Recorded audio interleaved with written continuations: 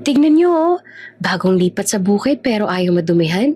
Akala mo naman kung sino. Tatawa-tawa ang mga tao habang si Mio ay nakayapak sa putikan. Pilit na hinahabol ang kalabaw na ayaw gumalaw. Tinuro siya ng mga kapitbahay. May sumipol pa. Nako, baka iiyak lang yan. Babalik ka na sa spa mo, sosyal. Si Lira nakatukod ang kamay sa bewang at ngumisi. Ang arte mo. Bakit prinsipe ka ba? Sabay tawa. Pinanindigan ni Mio ang hiya. Pinunasan ng putik sa mukha. Pero nang biglang may humintong itim na SUV sa gilid ng palayan, lumabas ang lalaki na kasuit, yumuko at bulong na sumigaw. Your Highness, we found you. Napatingin si Lira, namutla. Bago ka pa lang sa channel neto, ibang kwento ni Ate Jane, istorya mo, ikwento ko. Huwag kalimutang pindutin ang notification bell at subscribe button.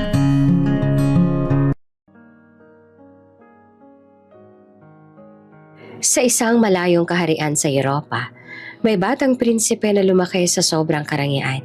Si Prince Emilio. Bata pa lang sanay na siyang tawagin ng lahat ng Your Highness.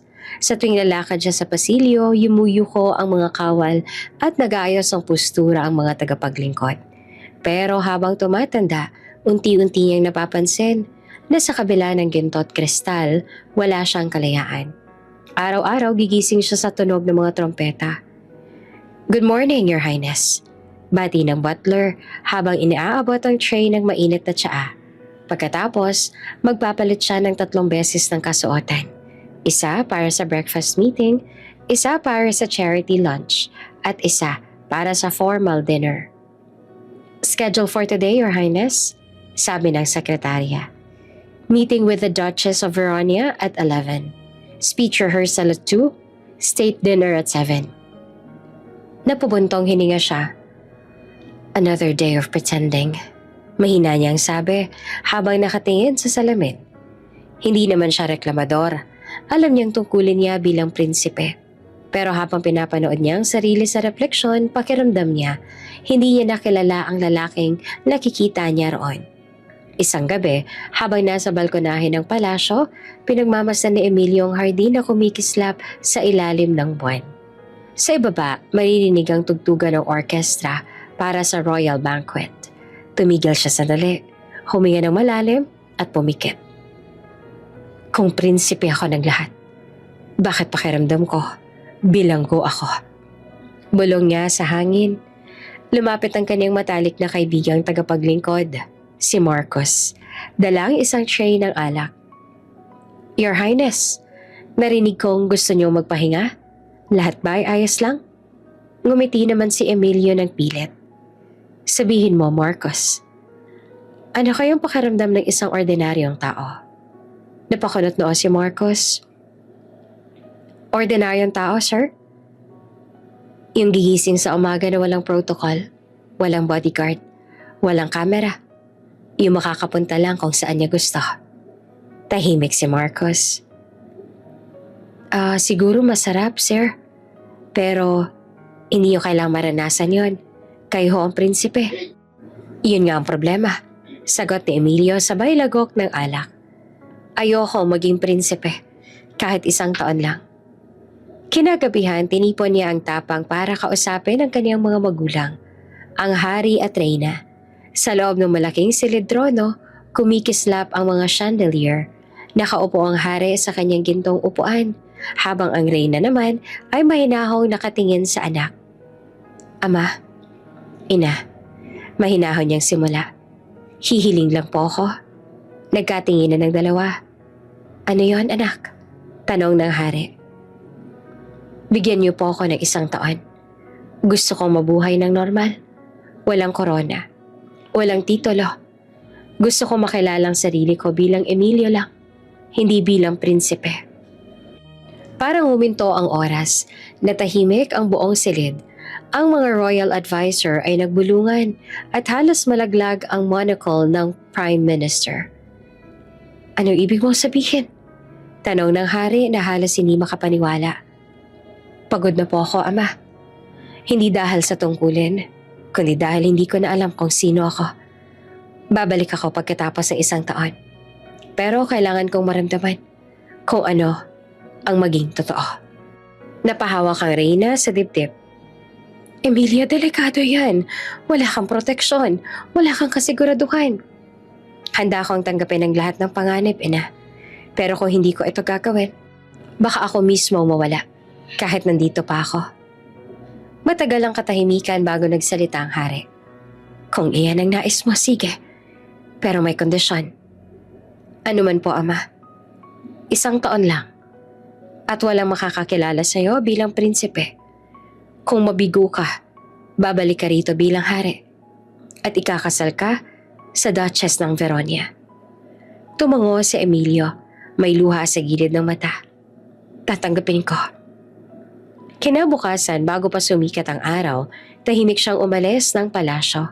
Naka-plain shirt, simpleng jacket, bitbit lang ang maliit na bag. Wala nang mga kawal o karwaheng may bandila. Siya na lang, si Emilio. Hindi bilang prinsipe, kundi bilang isang taong naghahanap ng sarili. Habang lumalayo ang sasakyang sinasakyan niya, natanaw niya ang palasyo sa dulo ng burol. Maganda pa rin, pero parang isang kulungang ginintuan. Ngumiti siya ng bahagya. Simula na ng totoong buhay ko. At sa unang pagkakataon, naramdaman niyang huminga siya ng malaya. Mula sa malamig na Europa, tumapak si Prince Emilio na ngayon ay si Mio sa isang malayong baryo sa Pilipinas. Pagbukas pa lang ng pinto ng bus, sinalubong siya ng mainit na hangin at amoy ng palayan. Sa paligid ay puro lunti ang bukid, mga batang naglalaro ng patentero sa tabi ng kalsada at mga tandang na tila sumisigaw ng welcome. Grabe, ang tahimik. Bulong ni Mio habang binibitbit ang kanyang lumang bag. Sanay siya sa mga matataas sa gusali at mamahaling sasakyan. Pero dito, ang tanging tunog ay hampas ng hangin sa mga dahon at halakhak ng mga bata. Naka-plain white shirt lang siya, faded na pantalon at lumang rubber shoes na binili niya sa lumang tindahan sa bayan. Pinilit niyang tinatago ang pagiging sosyal sa biglaan niyang iniwan. Pagdating niya sa baryo, tinuro ng tricycle driver ang isang bakanteng kubo sa tabing bukid. Pawid ang bubong, kawayan ng dingding, at may maliit na bintanang may kortinang bulaklakin.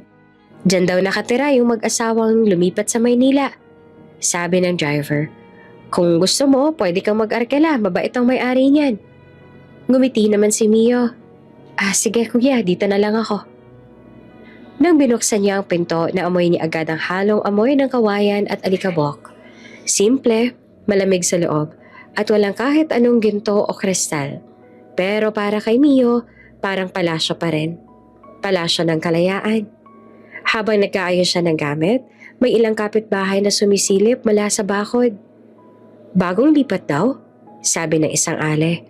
Ang puti, baka maarte yan, sagot pa ng isa. Maputi pero pogi, half foreigner siguro yan, pero baka tamad. Napangiti si Mio. At least hindi nila ako kilala. Bulong niya sa sarili. Sa unang pagkakataon, wala siyang korona, walang protokol. Tao lang siya. Pero mabilis ding napalitan ng kaba ang ngiti niya. Hindi pala madali ang buhay sa probinsya. Una niyang tinangkang mag-igib ng tubig. Nakita niya ang poso sa tapat ng kubo at sinubukan itong bombahin. Pero imbes na lumabas ang tubig, biglang bumulwak sa gilid at tumilamsik sa mukha niya. Nabasa siya mula ulo hanggang paa. Hoy! Akala mo gripo yan ano, iho? Sigaw ng isang matandang babae habang humahagalpak sa tawa. Pasensya na po, hindi kasi ako sanay. Sagot naman ni Mio sabay tawa rin. Pagkatapos ay sinubukan niyang magluto ng kanin sa uling. Pinanood muna niya ang mga kapitbahay kung paano. Tapos sinubukan niya rin. Pero sa sobrang init, napaso siya. Aray! Bakit hindi mo naman hininaan ang apoy? Tanong ng batang si Junjun sabay tawa. Akala ko kasi mas mabilis maluluto sabi ni Mio sabay kindat sa bata. Kinahapunan, habang naglalakad siya sa gilid ng bukid, muntik pa siyang masipa ng kalabaw ng kapitbahay. Hoy, sa kaliwa ka dumaan, hindi sa likod! Sigaw ng isang lalaki sabay tawa. Ngumiti si Mio at nagmano. Ay pasensya na po, bago lang po ako rito. Baguhan nga, pero ayos lang yan. At least marunong kang bumate. Sabi ng lalaki, sabay tapik sa balikat niya. Sa unang araw pa lang ramdam na ni Mio ang pagod. Pawis na pawis siya. May putik ang pantalon at ang kamay niya may paltos. Pero sa halip na sumuko, ngumiti lamang siya. Hindi ako pwedeng tumigil. Ginusto ko to. Bulong niya sa sarili. Kinabukasan, tinulungan siya ng ilang kapitbahay na maglinis ng paligid. Habang nagwawalis, nilapitan siya ng Ale kahapon. Aba, marunong ka naman palang magtrabaho, iho. Sabi nito. Sinubukan ko po. Sagot ni Mio sabay ngiti. Ang tawag mo sa amin, ate, hindi po. Dito walang mayayaman. Biro pa ng babae. Lumipas ang mga araw. Unti-unting natutunan ni Mio ang buhay baryo. Natutunan niyang mag-igib ng hindi nababasa, magluto ng sinangag sa uling, at magbayo ng palay. Minsan, sumasama pa siya sa mga lalaki sa bayan para tumulong mag-ani ng gulay. Mio, hindi yan gym, lupa yan. Sigaw ng isa habang pinagmamasan siyang pawis sa pawis sa pagbubungkal. Kailangan kong palakasin to. Sagot niya habang tinuturo ang braso sabay tawa. Sa hapon, madalas siyang maupo sa tapat ng kubo. Hawak ang baso ng malamig na tubig. Pinapanood ang araw na unti-unting lumulubog sa palayan. Sa mga ganitong oras, napapaisip siya. Ganito pala ang buhay ng ordinaryong tao, no? Simpleng pagod, pero totoo. Walang utos, walang tungkulin. Ikaw lang at ang araw. Isang gabi, habang kumakain siya ng tuyo at itlog sa maliit na mesa, kumatok ang kapitbahay na si Mang Pilo. Mio, bukas may bayanihan sa kabilang bukid. Tulungan mo kami, ha? Opo, tutulong po ako. Ay aba, marunong na yung sumagot ng opo. At kinabukasan ay sumama nga siya. Tumulong magpukpok ng kahoy, magpasa ng mga hollow blocks at maghatid ng merienda. Basang-basa siya ng pawis pero masaya. Lahat ng tao ngumiti sa kanya. Walang alam sa tunay niyang pagkatao. Habang nakaupo naman siya sa ilalim ng puno pagkatapos ng trabaho, pinanood niya ang mga bata na naglalaro at ang mga nanay na nagtawanan habang naguhugas ng plato sa tabi ng sapa. Dito pala nararamdaman ang totoong saya. Mahina niyang sabi habang pinupunasan ng pawis. At sa unang pagkakataon sa buhay niya, wala siyang iniisip na trono o korona. Wala siyang bantay o protocol. Siya lang, ang lupa, at mga taong walang alam kung sino siya noon. Ngayon niya lang naramdaman na buhay talaga siya. Mainit ang araw noon sa bukid. Pawis sa pawis si Mio. Nakayuko habang nag-aararo ng lupa. Sa wakas, marunong na siyang gumamit ng kalabaw. O akala lang niya. Habang nakatutok sa pag-aararo, hindi niya napansin na medyo lumampas na pala siya sa kabilang lote. Nang tumingin siya sa likod ay may natapakan na siyang mga bagong tanim na palay. Hoy, mga tanim ko yan! Napalingon siya. Mula sa kabilang dulo ng pilapil may babaeng nakataas ang tabo sa kamay. Parang handa siyang hampasin. Naka-shorts, may rubber boots at may pulang bandana sa ulo. Sunog sa araw ang balat pero maganda. Simpleng ganda na para bang hindi kailanman umaasa sa make-up. Pasensya na, sabi naman ni Mio agad. Huminto sa ginagawa. Hindi ko po sinasadya. Lumapit ang babae. Naglalakad na parang may sariling marching band sa bawat hakbang. Sinasadya man o hindi, nasayang mo pa rin. Alam mo bang ilang oras kong tinanim yan? Pasensya na talaga, miss. Lira, pangalan ko. At hindi miss. Lira. Sorry talaga, Lira. Inirapan siya ni Lira bago tumalikod. Pero bago pa siya makalayo, napansin niya si Mio na parang tulala lang. Nakatingin sa kanya. Ano, may problema ka pa? Tanong niya na medyo iritado. Wala. Naisip ko lang parang narinig ko na pangalan mong Lira sa kanta. Di kumanta ka na lang dyan. Huwag lang sa palayan ko. Lumakad si Lira palayo habang umiiling. Si Mio naman napakamot sa ulo. Okay. Unang araw ko lang makakasira pa agad ako ng tanim. May kaaway pa agad ako. Kinabukasan, maaga pa lang, narinig na ni Mio ang boses ni Lira mula sa kabilang lote. Hoy! Huwag kang lalapit dito, ha? Sigaw nito, sabay turo ng tabo sa kanya. Hindi ako lalapit, promise. Sagot niya sabay kindat. Habang nagbubungkal si Mio, narinig niya si Lira na kumakanta habang nag-iigib ng tubig. Maganda ang boses. Medyo paos pero may lambing. Napapangiti naman si Mio habang pinapakinggan siya. Ngunit sa tuwing titingin siya sa direksyon ni Lira, nahuhuli siya nitong nakatingin. Ano? Nakatingin ka na naman? Sigaw ni Lira. Hindi. Tinitingnan ko lang kung may tumutulong ba sa palayan. Sagot niya naman agad. Ah, ganon? Baka gusto mo tumulong dito? Baka masira mo lang ulit. Mula noon, hindi na sila magkasundo. Pero hindi na rin mapigilan ni Mio na mapalapit. Tuwing kailangan ni Lira ng tulong magbuhat ng sako, laging andun siya. Kahit pinapaalis pa siya, tumutulong pa rin. Isang hapon, bumuhos ang ulan habang nasa gitna sila ng bukid. Si Lira, imbes na umuwi, pinilit tapusin ang pagtatanim. Lira, basa na yan, tama na muna! Sigaw ni Mio, habang hawak ang payong. Sanay na ako sa ulan, baka masiraan ka ng boses mo dyan, Mr. Sosyal. Balik pa ni Lira. Hindi ako sosyal ano, marunong na nga ako magluto ng tuyo sa uling oh. Wow, medalya para sa'yo. Sabi nito, pero hindi napigilang mapangiti. Nang lumakas pa ang ulan, tumakbo si Mio papunta sa kanya at itinapat ang payong sa ulo ni Lira. Ano ba, maliligo ako, hindi mo kailangan. Hindi ako pwedeng manood lang, paano kung lagnatin ka? Tigilan mo na nga yung drama mo, teleserye yarn? Pareho silang natawa at sa gitna ng ulan, sa unang pagkakataon, hindi sila nagbangayan. Tahimik silang naglakad pa uwi. Parehong basang-basa pero may kakaibang saya sa puso. Pagdating sa kubo ni Mio, inalok niya si Lira ng tuyo at itlog at kape. Wala ka bang ibang ulam? Tanong ni Lira pero kinuha rin ang plato. Yan lang afford ko pero masarap yan, promise. Tingnan natin. Kumuha siya ng subo at nagulat sa lasa. Uy, hindi naman pala masama. See? Hindi lang ako pang prinsipe, pwede rin akong tagaluto. Ha? Prinsipe? Ang OA mo? Napatawa si Mio, medyo kinakabahan sa sinabi. Ha, joke lang. Prinsipe ng palayan. Sus, ang corny mo. Sagot ni Lira. Habang umuulan sa labas, nagpatuloy sila sa pagkakwentuhan.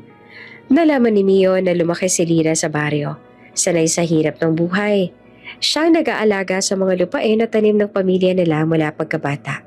Walang arte, walang takot sa trabaho. Dati gusto kong umalis dito, sabi ni Lira na nakatingin sa labas. Pero naisip ko, baka para talaga ako dito sa lupa, sa mga taong ganito lang kasimple. Hindi mo ba gustong makita ang mundo? Tanong ni Mio. Hindi kailangan, basta may sarili kang lugar na masaya ka, sapat na yun. Tahimik silang pareho. Sa loob ni Mio, may kung anong gumalaw. Ang mga salitang yon, masaya ka, sapat na. Parang simpleng linya pero tumama sa kanya ng diretsyo. Kailan nga ba siya huling nakaramdam ng ganoong kasimpleng saya? Kinabukasan, bumalik siya sa bukid. Sa tuwing makikita niya si Lira, nagiging magaan ang araw niya. Pero si Lira, matigas pa rin. Hoy, huwag mo ako titigan ng ganyan. Hindi ako tanim na tutubuan mo ng ngiti ha. Ang galing mo doon Sagot naman ni Mio sabay ngiti. Kulit mo Mio, magtrabaho ka na nga muna. At kahit madalas siyang pinapagalitan, napapansin ni Lira na tuwing nandyan si Mio, mas madali siyang umiti. Kahit ayaw niyang aminin. Gusto niya ang ingay at kabagalan ng lalaking iyon. Isang hapon, habang sabay silang nagpapahinga sa lilim ng puno, nagtanong si Lira. Bakit ka ba napadpa dito? Wala sa itsura mo magsasaka. Napatingin si Mio sa langit. Siguro gusto ko lang matutong mabuhay? Ha? Ano yun? Tanong ni Lara. Yung mabuhay ng totoo. Hindi dahil kailangan, kundi dahil gusto mo.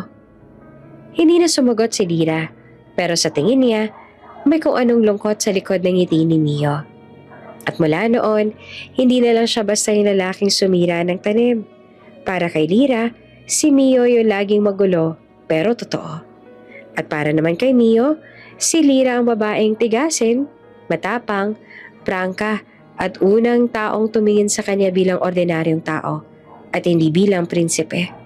At doon, unti-unting kumislap ang kakaibang interes sa puso ng isang prinsipe. Isang damdaming hindi niya kayang ipaliwanag, pero alam niyang totoo. Maagang gumising si Mio kinabukasan. Akala niya tahimik ang umaga sa baryo, hanggang sa marinig niyang sigawan sa labas. "Hoy, dahan-dahan sa kalabaw, hindi yan sports car!" Napasilip siya sa bintana. Halos buong baryo ay nakapaligid sa palayan, at doon niya nakita si Mang Berto. Nakaturo sa kanya habang hawak ang lubid ng isang malaking kalabaw. "Mio, ikaw nang bahala magpaikot dyan, madali lang yan. Hilahin mo lang ng dahan-dahan," sabi ni Mang Berto, sabay abot ng lubid. Ako? Halos mapaubo naman si Mio. Hindi ba dangerous to?" "Dangerous? Kalabaw lang yan, hindi leon," sagot ni Mang Berto na natatawa. Kaya ayun, nakatayo si Mio sa gitna ng palayan. Putek sa binte, araw sa batok, at isang kalabaw na ayaw kumilos. "Okay," bulong niya sa sarili. "Simple lang to." Hilahin ng kaunti, sabay sigaw ng, "Ano nga ulit? Hoy?" Hinili niya ang lubid, ngunit walang nangyari. Good morning, Mr. Kalabaw." Biro niya pero hindi pa rin gumagalaw. Sa pangalawang hilang mas madiin, pak! Bumitaw ang lubid at umupo ang kalabaw. Tumawa pa ang mga bata sa gilid. "Ayaw ka niya, kuya. Baka gusto mong pakainin muna," sigaw naman ang matanda sa likod. Pero hindi siya sumuko. Sa pangatlong hilang may buwelo, biglang kumaripas naman ang takbo ng kalabaw, diretso sa gitna ng pilapil. "Hoy, teka lang!" sigaw ni Mio, sabay takbo habang hawak ang lubid. Mabilis ang kalabaw, pero mas mabilis ang pagbagsak ni Mio. Bagsak sa putik, halos lumubog pati mukha. Tawanan pa ang lahat. May kumukuha pa ng video sa lumang cellphone. "Grabe, viral to mamaya, panigurado," sabi ng isa. Maging si Lira ay hindi rin nakatiis. Natawa siya ng malakas, halos mapahawak sa tiyan. "O ano, Mr. Social? Marunong mag-Italian pero hindi marunong magkalabaw?" Ningalingon siya ni Mio habang pilit na tumatayo. "At least may effort ako. Yung kalabaw mo, parang ayaw sa akin eh." "Nako, baka naaamoy na malinis ka masyado," sagot ni Lira na tumatawa pa rin.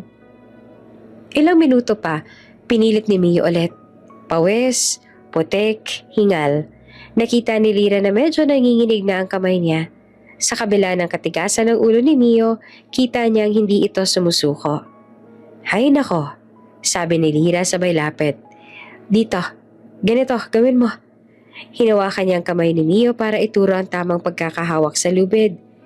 "Dito ka tumayo, medyo liko mo ng kaunti para makuha mo yung bigat." Napatigil si Mio. Malapit si Lira. Sobrang lapit. Amoy niya ang araw sa buhok nito. Halong pawis at shampoo o conditioner. Mainit, totoo, at nakaka-tense. "Ganito, huwag mong sasabayan, patapik lang, hindi hampas." "Patapik lang?" tanong ni Mio sabay ngiti. "Oo, hindi mo kailangan makipag-away sa kalabaw, ano? Kaibiganin mo." Ganun pala. So kailangan ko muna magpakilala. "Hi, Mr. Kalabaw, I'm Mio." Napailing si Lira at natatawa. "Ang kulit mo talaga, Mio." Sinubukan ulit ni Mio ang ginawa ni Lira. Dahan-dahan, maingat. At sa wakas, gumalaw ang kalabaw. Ayan, gumagalaw na," sigaw niya na tuwang-tuwa. Tuwang-tuwa rin ang mga tao. Aba, marunong din pala. Hindi na siya Mr. Social, Mr. Kalabaw na. Tumawa pa si Lira, pero sa loob-loob niya, may kakaibang tuwa. Ang dating suplado at tahimik na lalaking, laging parang naliligaw, ngayon ay marunong nang ngumiti ng totoo. Hoy, prinsipe ka ba? Ang arte mo ha? Biro niya. Bigla naman napatigil si Mio. Parang natinig na isda. Ha? Hindi, syempre, hindi. Napangiwi si Lyra. Relax, joke lang. Sino ba mag-aakala na may prinsipe dito sa bukid? Napatawa si Mio, pero may kaunting kaba. Hindi niya alam kung tatawa ba o lalayo. Wala naman kasi sigurong prinsipe na marunong magpahila ng kalabaw. 'Di ba? Sabi niya sabay kindat. Depende. Baka may tumatakas lang sa palasyo. Sagot ni Lyra. Pabirong seryoso. Sandaling tumahimik. Parang may bigat sa hangin. Biro lang yon ha? Dagdag pa ni Lyra agad. Ngumiti naman si Mio pero sa loob niya, ramdam niya ang lihim niyang pinagtatagpo. Parang bomba na pwedeng sumabog anumang oras. Pag uwi niya sa kubo, halos hindi na makagalaw si Mio sa sakit ng katawan. Bawat galaw may tutol ang kalamnan. Pero sa halip na mainis, napangiti siya habang humihiga sa banig. Binuksan niya ang maliit na notebook na dala niya mula pa sa syudad at nagsulat. First time kong mapagod. Pero mas masarap kesa sa anumang royal dinner. Habang nakahiga, pinakikinggan niya ang kuliglig sa labas at ang hangin na dumadampi sa bintana. Sa gitna ng putik, tawanan at hirap, may kakaibang saya siyang naramdaman. Hindi dahil sa kalabaw, hindi dahil sa tagumpay, kundi dahil sa babaeng nagturo sa kanya kung paano humawak. Hindi lamang ng lubid, kundi ng pagkakataong maramdaman muli ang buhay. At ang pangalan nito, Lyra. Lumipas sa mga araw at parang naging parte na ng araw ni Mio si Lyra. Tuwing umaga, sabay silang pupunta sa palayan. Si Lyra may bitbit na tabo. Si Mio naman may dalang kahoy na minsan ay hindi niya rin alam kung para saan. Hoy, wag mong itutusok yan kung saan-saan. Sabi ni Lyra na natatawa. Bakit? May rules ba pala dito? Sagot naman ni Mio habang nagkakamot ng ulo. Meron. Baka matamaan mo yung mga pananim. Sayang trabaho namin. Ngumiti si Mio. Aba, parang ikaw ang boss dito ah. Hindi ako ang boss, pero marunong ako magtrabaho. Balik ni Lyra. Sabay irap na may halong ngiti. Unti-unti sanay na si Mio sa ritmo ng baryo. Hindi na siya natatakot sa kalabaw. Marunong nang humawak ng pala. At kahit minsan napuputikan, hindi na siya umaangal. Kapag sobrang init naman, nagtatalo silang dalawa kung sinong unang didilig ng gulay. Mio, huwag mong buhusan lahat, sigaw ni Lyra. Bakit? Gusto mo half lang? Hindi, gusto ko pantay, hindi parang baha. Kapag umuulan, hindi sila tumitigil. Magkakarera silang maglipit ng mga pananim. Parehong basang-basa. Parehong tumatawa. Parang may mga batang walang problema. Isang tanghali. Sabay silang kumain sa ilalim ng puno. Dahon ng saging ang pinggan. Tuyo, itlog, kamatis at kanin na halos may buhangin pa. Hindi ka ba nababahala? Tanong ni Lyra habang umunguya. Sanay ka bang mabuhay ng ganito? Umiling si Mio, may maliit na ngiti. Sa totoo lang, dito ako unang huminga ng buo. Napatingin si Lyra. May kung anong lalim sa tono ni Mio, pero hindi niya pinansin. May pamilya ka ba? Tanong niya ulit. Meron, sagot naman ni Mio na mahina. Pero malayo sila. Hindi nila alam na kaya ko to. O baka naman runaway rich boy ka ha? Biro pa ni Lyra. Napahinto si Mio. Parang natigilan. Hindi siya agad nakasagot. Ngumisi naman si Lyra. Hindi alam ang bigat ng tinamaan niyang biro. Ha, joke lang yun ha. Halika na, marami pa tayong bubunutin. Minsan, tinuruan ni Lyra si Mio na magluto ng adobong manok sa uling. Ayan, timplahan mo ng toyo suka ha?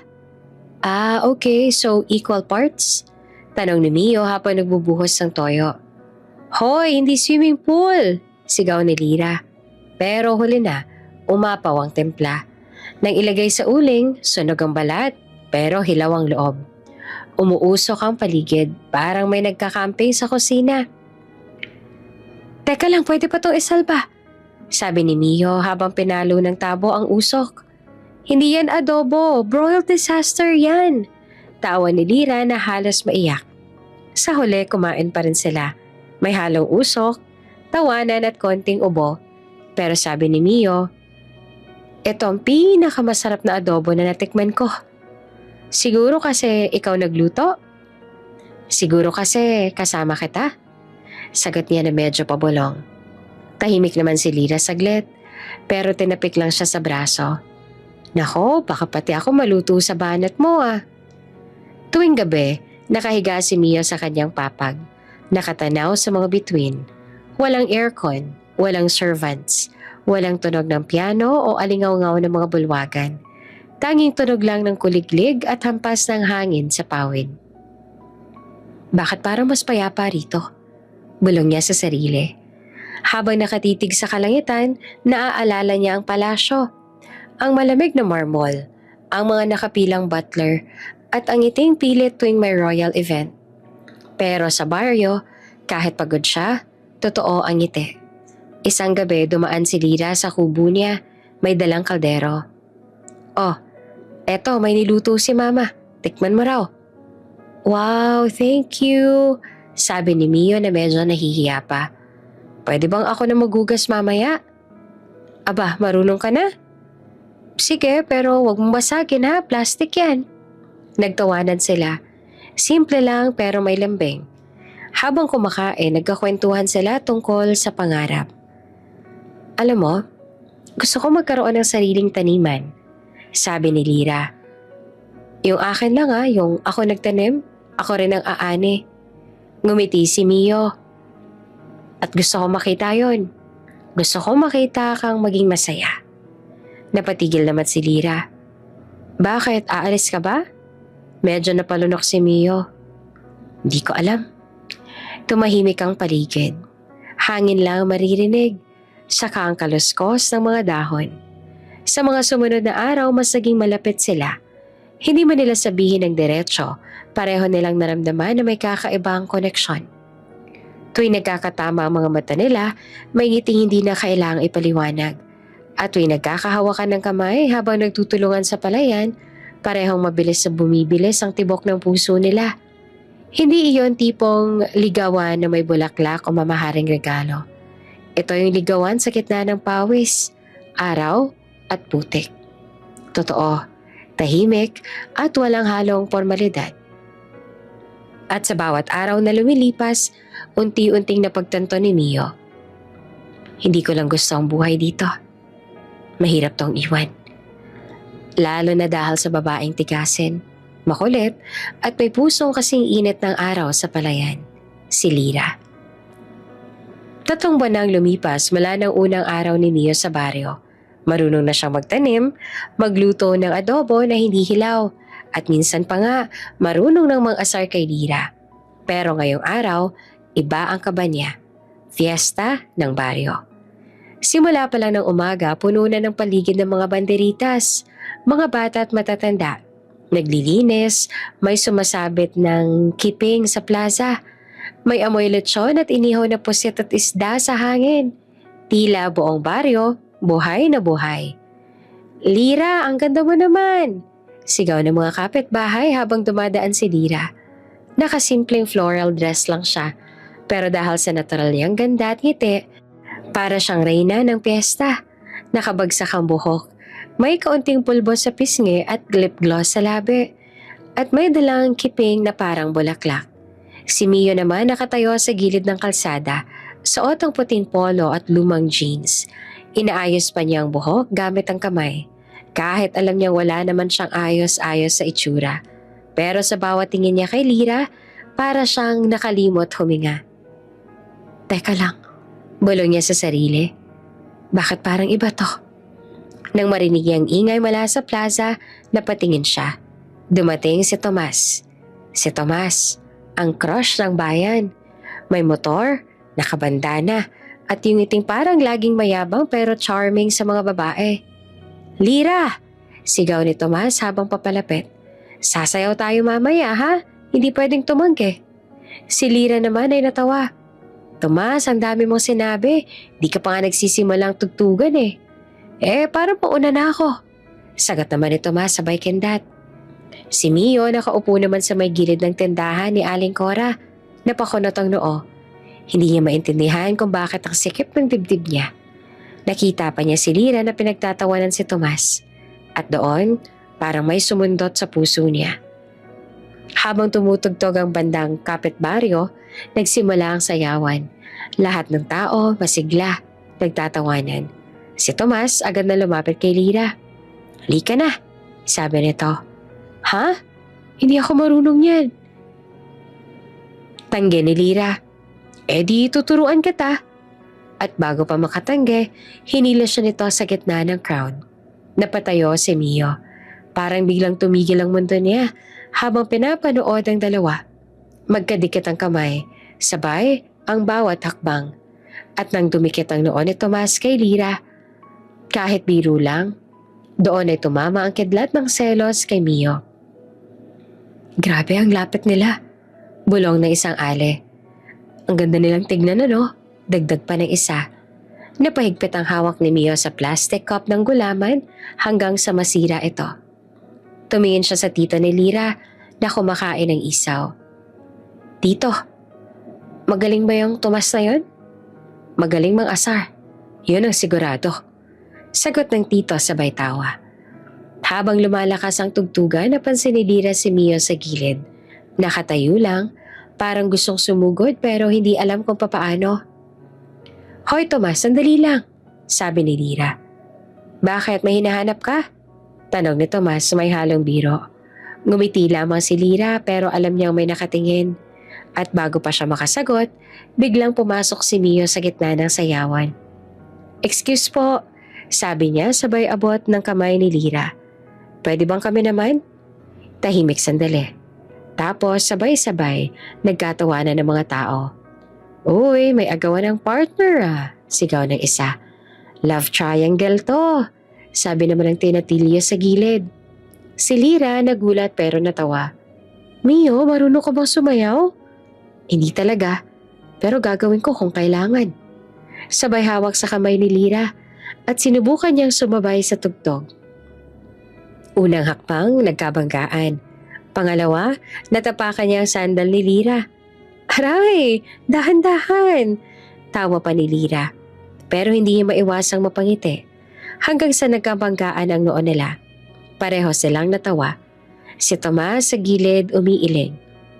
"Ano to, teleserye?" Bulong niya sabay lakad palayo. Habang tuloy yung musika, napansin ni Lira na kahit sintonado sa galaw, seryoso si Mio. Hindi siya tumitingin sa paligid, sa kanya lang. Parang gusto niyang sabihin, "Ikaw lang ang dahilan kung bakit ako nandito." Pagkatapos ng sayawan, sabay silang lumabas sa plaza. Nasa tapat sila ng tindahan, may ilaw ng parol at amoy ng nilulutong banana cue. "Bakit mo ginawa yon?" Tanong ni Lira. Nagkibit balikat. "Hindi ko alam. Siguro kasi ayokong may ibang sumasayaw sa'yo." "Seloso ka?" Tanong ni Lira sabay ngiti.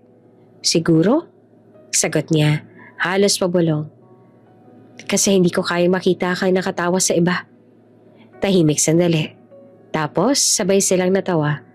"Nako, baka teleserye nga to," sabi pa ni Lira. "Okay lang. Basta lang ako bang leading man?" Pag-uwi nila, dumaan pa sila sa may videoke contest. "Sige na, kumanta ka," sabi ni Lira na inaasar siya. "Ayoko wala akong boses," tanggi ni Mio.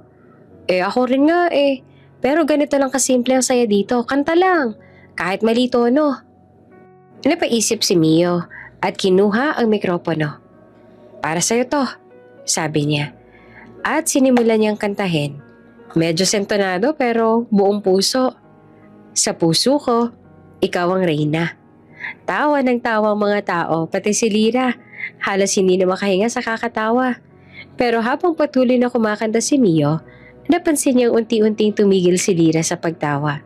Tumitingin lang ito, tahimik pero may lambing sa mga mata.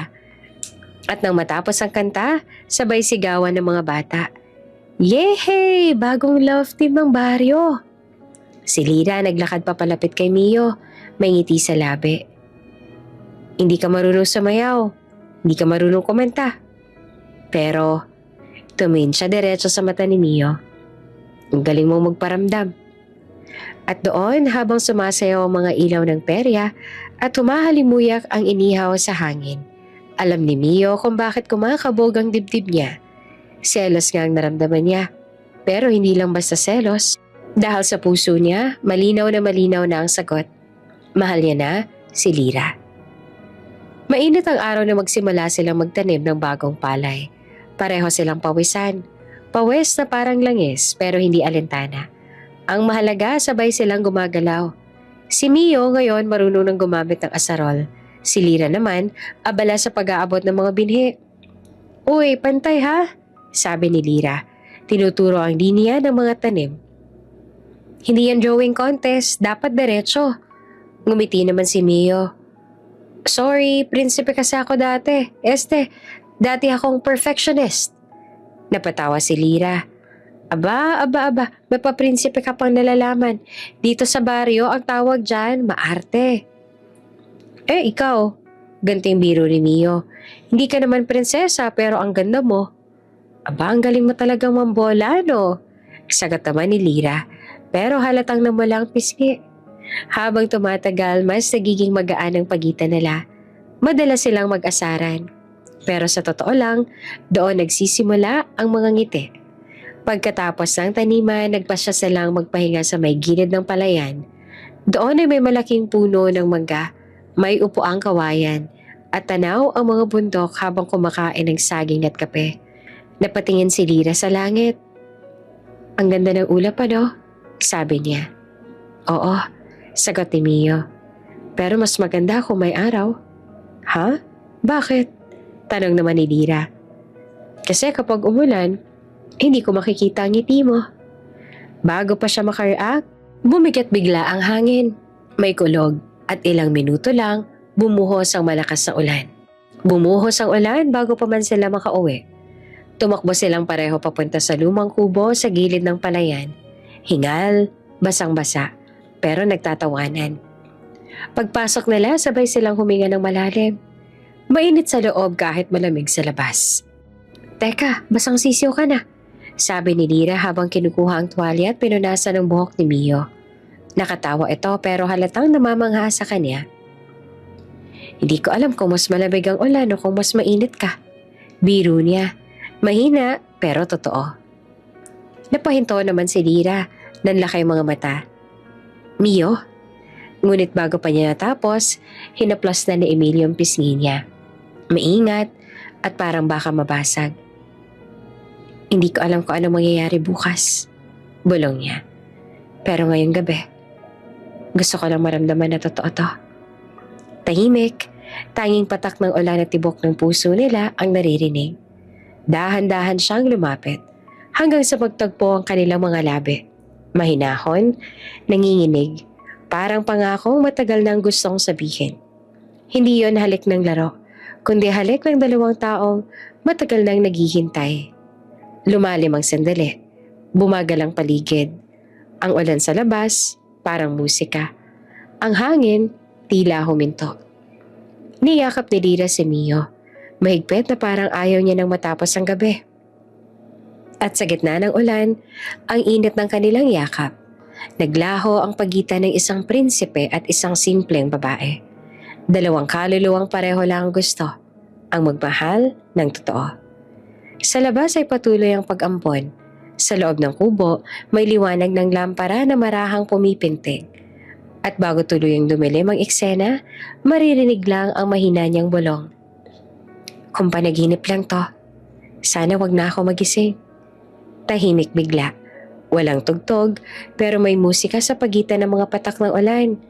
Si Lira napatingin sa kanya.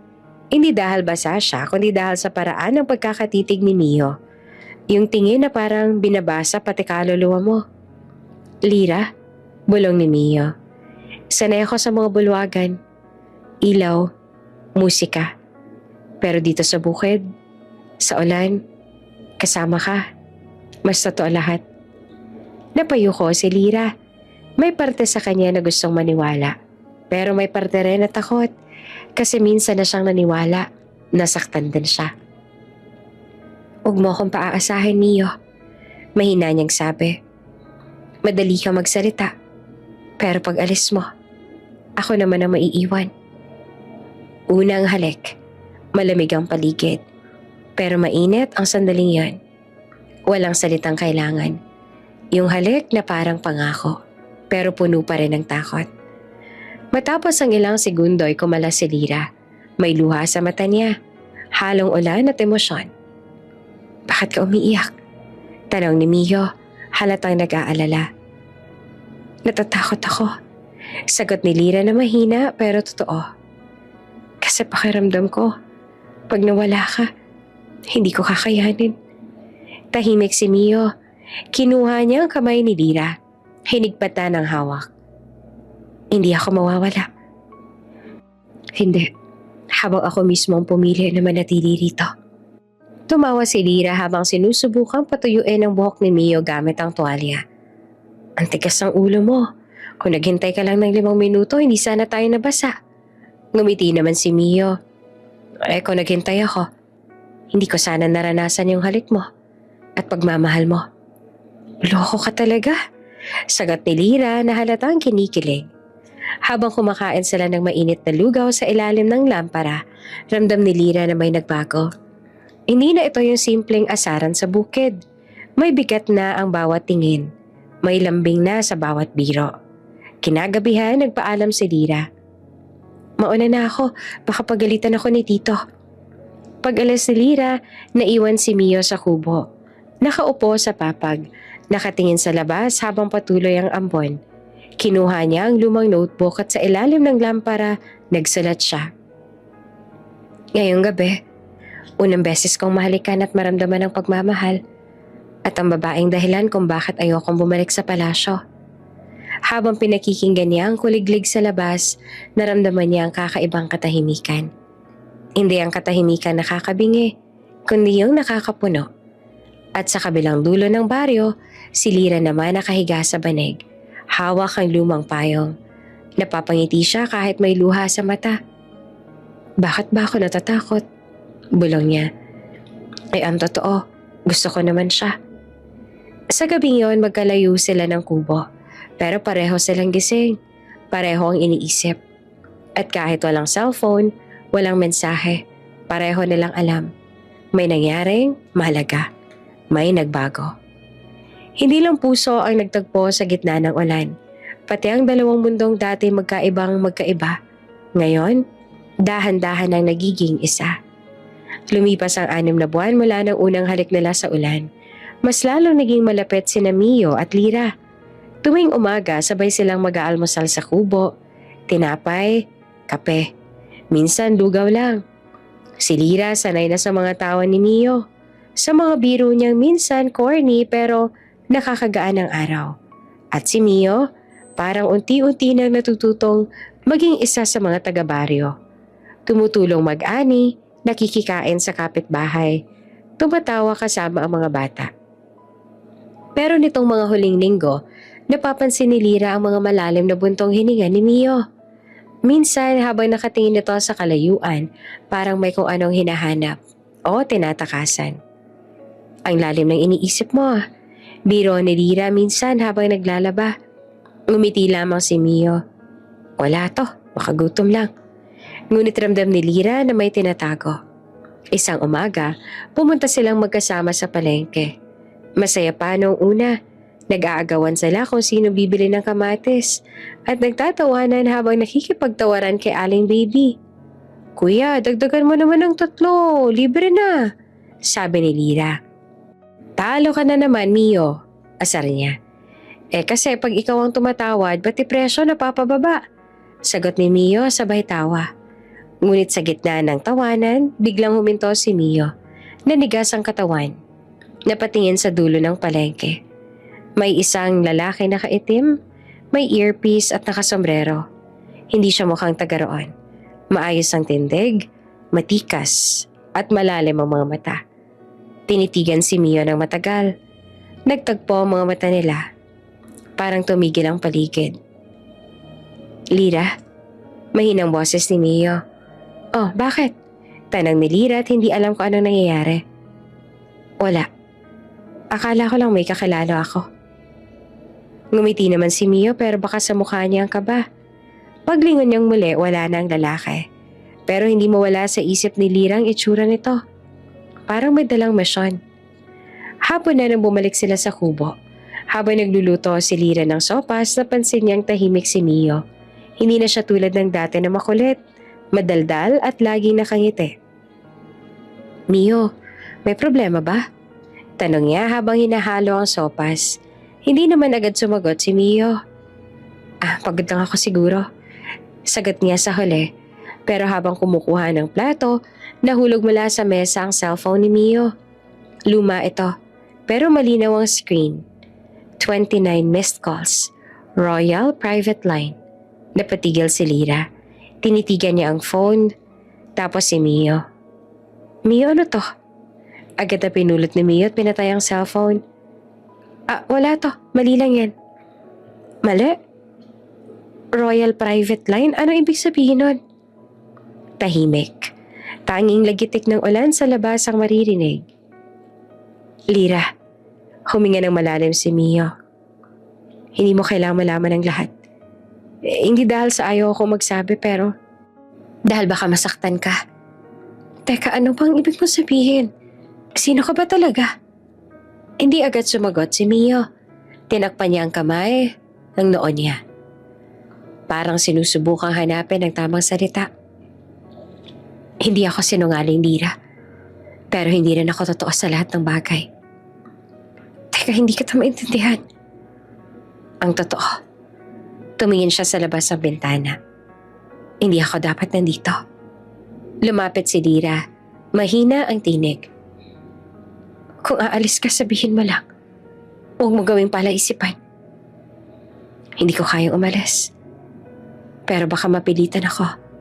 Sagot ni Mio na halos pabulong. Kinagabihan, hindi sila halos nag-usap. Si Lira tahimik lang sa tabi habang tinatapos ang niluluto. Si Mio naman panay tingin sa bintana, parang may hinihintay. Hangin lang ang pumapasok. Malamig, dala ng ulan. Sa labas, bumuhos palalo ang ulan. Pero ngayong gabi, hindi na masaya ang tunog nito. May dala na itong pangamba. Maagang gumising si Lira kinabukasan. Katulad ng dati, tinimplahan niya ng kape si Mio habang inaayos sila ang mga dayaming tuyo sa harap ng kubo. Tahimik lang silang dalawa. Hindi pa rin sila gaano nag-uusap. Simula nung gabi na dumating ang mga lalaki na kaitim. Ang daming dayami sabi ni Lira na pilit pinapagaan ang boses. Mas mabuti ng pagod sa trabaho kaysa pagod sa isip. Sagot naman ni Mio na nakangiti pero halatang pilit. Tama si Lira sa hinala niya, may iniisip pa rin si Mio. Habang nakangiti ito, baka sa mata niya ang bigat. Pero pinili ni Lira na wag munang magtanong. Gusto lang niyang maramdaman ulit ang katahimikan nila kahit sandali. Habang nakayuko silang dalawa, biglang may tumakbong batang lalaki mula sa kanto ng kalsada. Uy, manood kayo! Sigaw nito. Hingal na hingal. May balita sa TV. Royal News daw. Agad na nagkumpulan ng mga taga-baryo sa tindahan ni Aling Baby. May cellphone na nakapatong sa mesa, naka-loudspeaker at may nakasaksak na maliit na antena. Lahat nakapalibot, abot hanggang kalsada. Si Lira napilitang sumama. Si Mia naman na natili sa likod, parang ayaw lumapit. Sandali, pakinggan natin, sabi ni Mang Peping habang hinihinaan ng ingay. At doon, lumabas sa screen ang isang magarang reporter, blonde, nakatayo sa harap ng malaking palasyo. Breaking news. Official announcement from the Royal Palace. Prince Emilio de la Vega is now officially engaged to Duchess Veronica von Brecht. The royal wedding will be held next month in Carvillon. Tahimik. Walang nagsalita sa baryo. Tanging tunog ng hangin at huni ng manok sa di kalayuan ang maririnig. Si Lira, unti-unting napalingon kay Mio. Prince Emilio. Bulong niya na mahina pero nanginginig. Si Mio ay nakayuko, hindi siya makatingin. Tila bawat patak ng ulan kagabi, bumabalik sa isip niya ngayon. Lahat ng pangakong binitiwan niya, lahat ng tawang pinilit niyang maging totoo. Sabihin mo na hindi ikaw yon. Pakiusap ni Lyra. Halos hindi lumalabas ang boses. Tahimik. Walang lumabas sa salita sa bibig ni Mio. At minsan, mas matindi pa sa sigaw ang katahimikan. Dahan-dahan umatras si Lyra. Bakit mo to ginawa sa akin? Ang tinig niya ay nagbibiyak. Pinaglalaroan mo ba ako? Mahal kita. Sagot ni Mio na nanginginig din ng tinig. Hindi ko pinili to, Lyra. Hindi ko pinili yung buhay na yon. Ikaw ang pinipili ko. Pinili mo. Pero kanina sa balita may iba kang pakakasalan. Pero hindi ko siya mahal. Kasunduan yun ng pamilya namin. Para sa politika. Sa pangalan. Eh ako, Mio. Putol ni Lyra. Luha nang lumalabas sa mata. Anong tawag mo sa atin?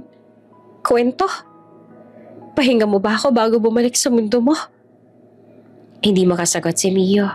Sinubukan niyang hawakan ang kamay ni Lyra pero umatras ito. Kaya mo ako mahalin dito. Sa bukid sa simpleng buhay. Sabi ni Lyra na humihigbi. Pero kaya mo ba ako mahalin sa mundo mo? Yung may mga palasyo, kamera, at tahong huhusga sa akin? Tumango si Mio, pero walang kumpiyansa. Oo. Hindi ako naniniwala. Bulong ni Lyra. Natahimik silang dalawa.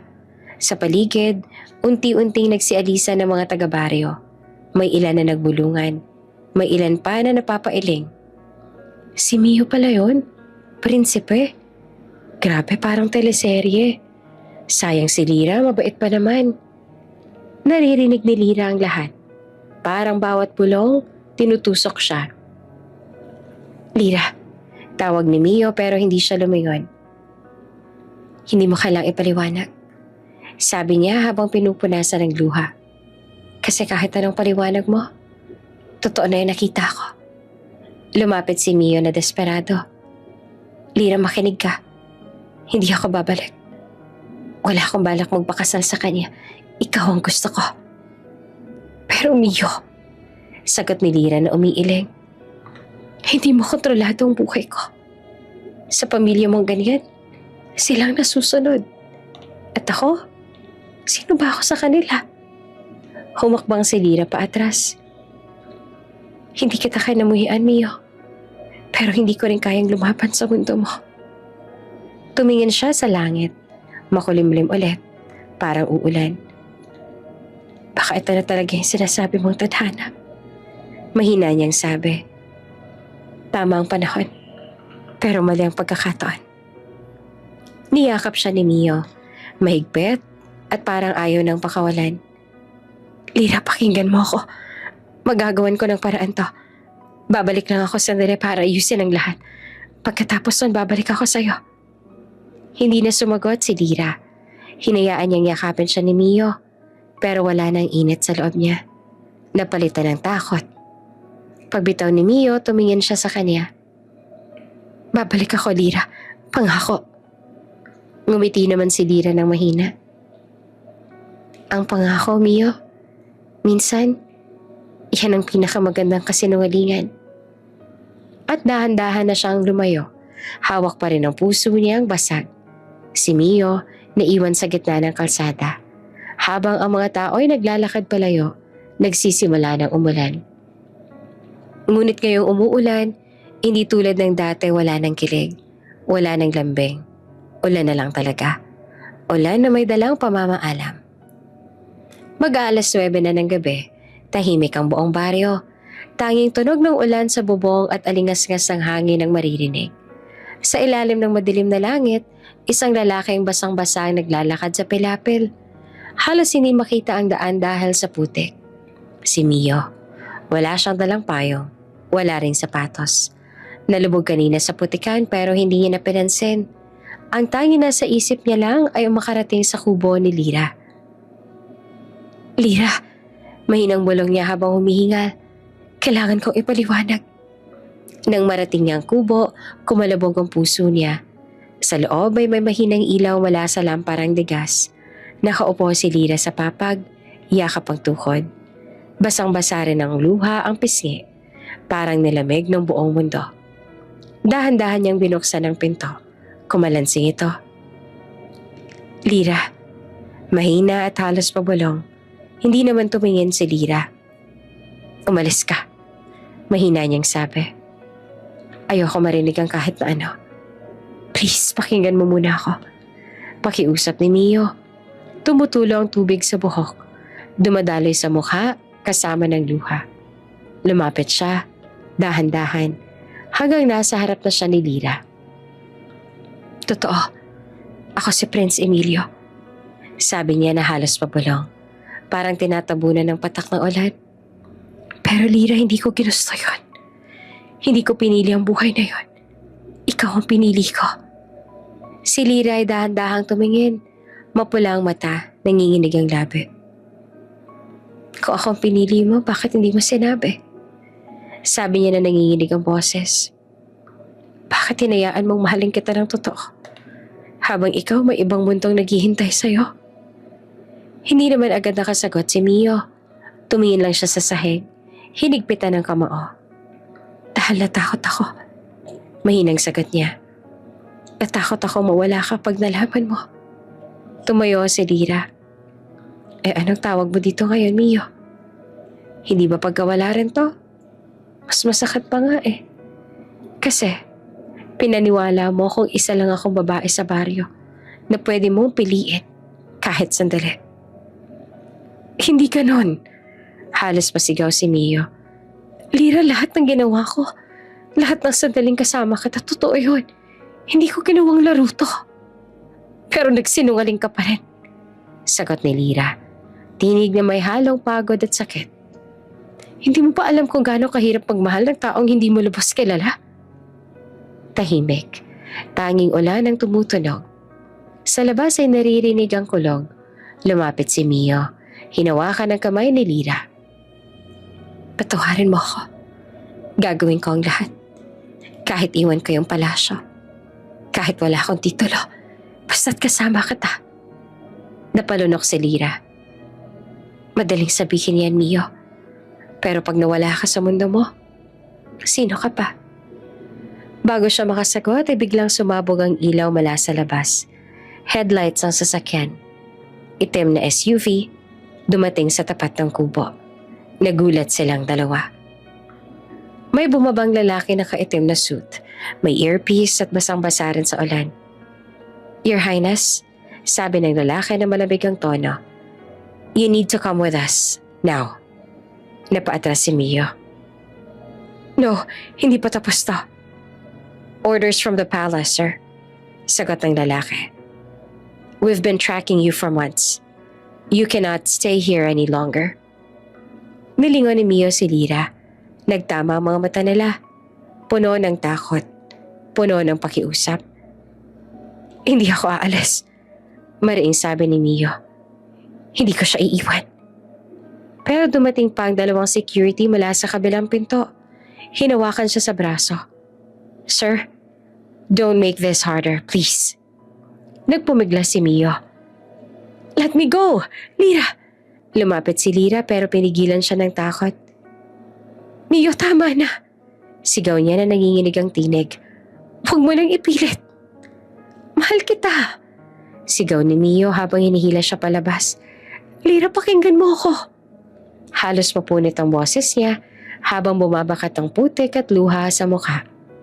Si Lyra ay halos sumigaw na rin, pero pinigilan niya ang sarili dahil alam niyang mas masasaktan siya pag humabol. Tumayo siya, huminga ng malalim, nilakasan ang loob. Mio! Sigaw niya na nanginginig.